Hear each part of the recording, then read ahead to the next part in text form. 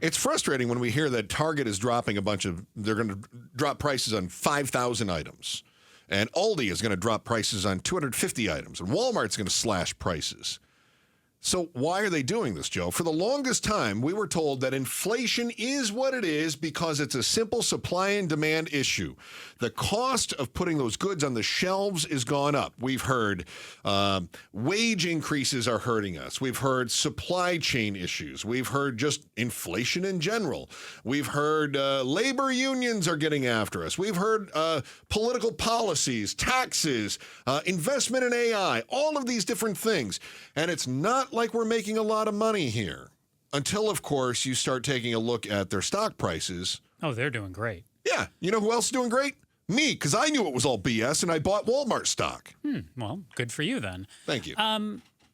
We've got a what do they call it? It's a split screen is what they say is what's going on here. So technically, the economy is really strong, but you've got a lot of people out there who are still struggling. So you've got haves, have-nots going on too. Yeah. So the rich really haven't been hit very hard by the high inflation, things like that. That's a great point. The middle class also supposedly has not been hit as hard as your lower class has been hit by this.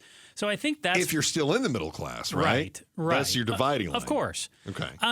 So what we just mentioned while Becky Lynn was chatting there was one of a couple things is going on if you're Target. Either you sit there and you go, whoa, if we lower prices, we can actually make even more profit and we can peel off people from Walmart or Aldi or, Safeway, Fry's, Albertsons, the other grocery stores out there, or maybe even, your Trader Joe's and your Sprouts. Or Target is sitting there and they somehow have an idea in their head based on their projections and spreadsheets where they go, if we don't lower prices, we are going to lose customers to Walmart, to Aldi, to Safeway, to Fry's.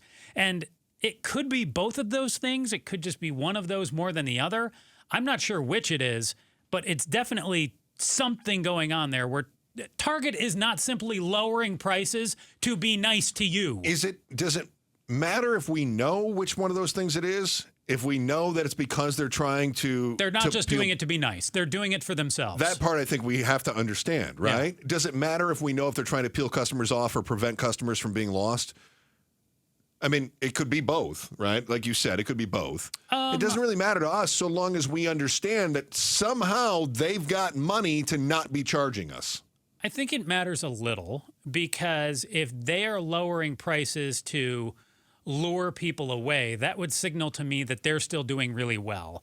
If they are doing this to kind of fortress their mindset, it would make me think that they're not doing as well and they're doing this more out of a position of panic.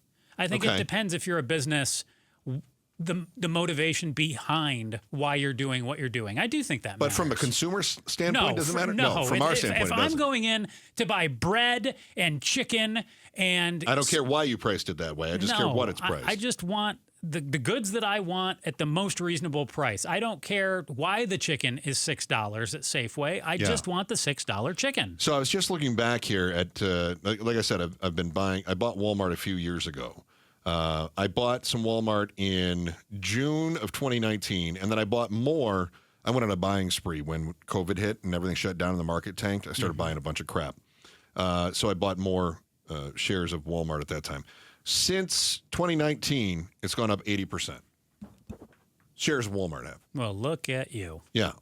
Listen, I didn't tell you I bought a lot of shares because I don't have that much money, but that's one of my investments. Did you buy enough to cover your haircut? $30? Did you get it out of there? Barely out of that, okay. But here's what I know, is that inflation hasn't gone up 80%.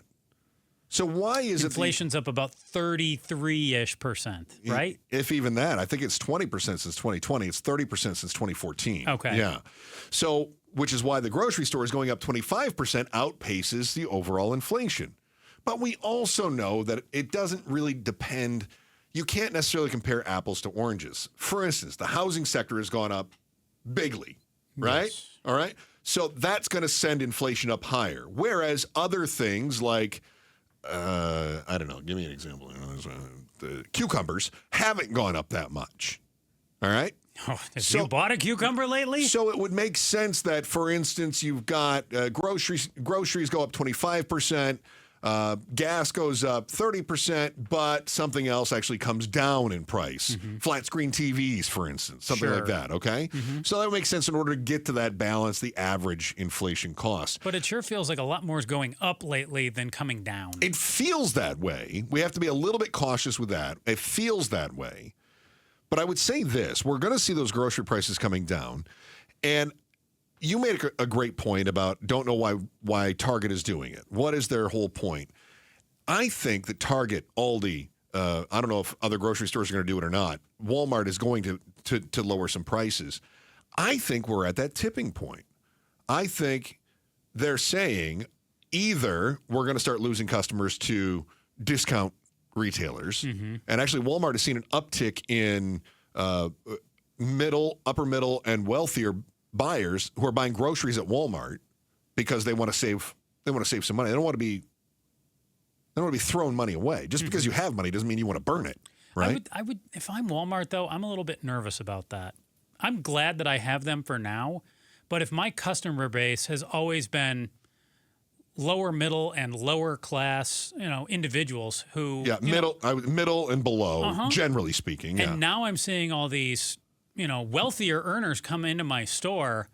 I'm going, great, this is good, but at the same point in time, I'm going like, this is not my customer base, and I'm not going to be able to hold on to these people. And if they're coming in here, what's happening with the middle and lower income people who usually were coming to me? I think they're still coming there. I think that's what Walmart really has going for it. I do. I don't think that the middle and lower are leaving. But I think Target is saying we got to get the uppers back. I think that's one big thing here. And I think that they probably reached that tipping point. And to your point about supply and demand, while I'm telling you supply and demand is not a pure equation, I do think that there is an element of supply and demand. And when you get to that point, you recognize what's coming. You've got your projections and whatnot. And then you got to get ahead of the curve. And I think that's part of what we're seeing right now, where you've got these companies announcing these big discounts that they're about to offer.